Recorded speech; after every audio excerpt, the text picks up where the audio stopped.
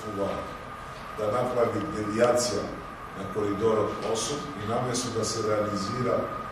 проектот коридор 8, многу значај за економијата на Северна Македонија, многу значаен геополитички и геостратешки за НАТО во алијансата каде што ние припаѓаме и сме полноправна членка, кој поврзува Црно море со Јадранското море и многу значаен за регионот каде што поминува овој коридор. Заради проблеми наводно што се појавиле во врска со ЮНЕСКО. Тоа подрачје заштитено од ЮНЕСКО, во друга страна ова е само претекст за да се продолжи со политиките кои ги правеше Никола Груевски и што повеќе. Патот Кичево-Охрид, делницата од Подмонје или Требеништа-Охрид не е предвидено во коридорот 8, него коридорот 8 предвидува Требениште-Џафаса. Уште тога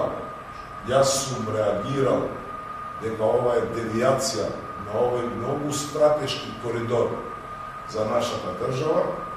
и денеска гледаме дека и тоа исто така и доказ дека не се работи за никаква промена со ова власт,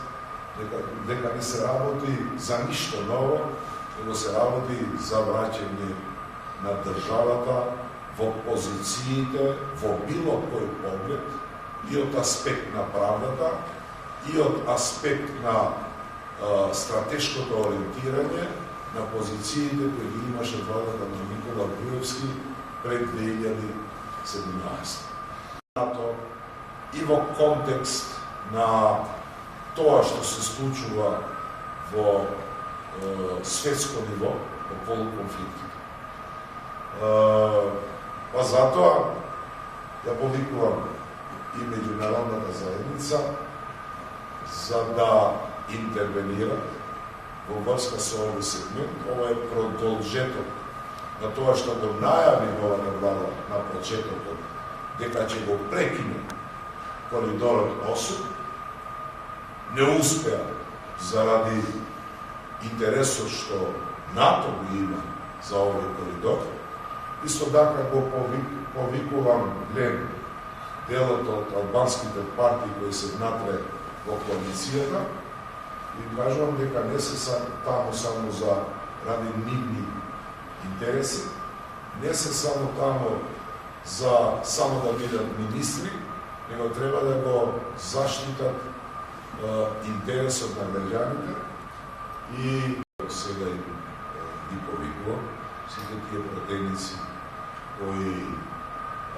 мислат дека треба да се припојат кон нас, ево ги повикувам јавно дека бидат дел нашата братеничка група, бидејќи само кај нас може да бидат оние вистинските кои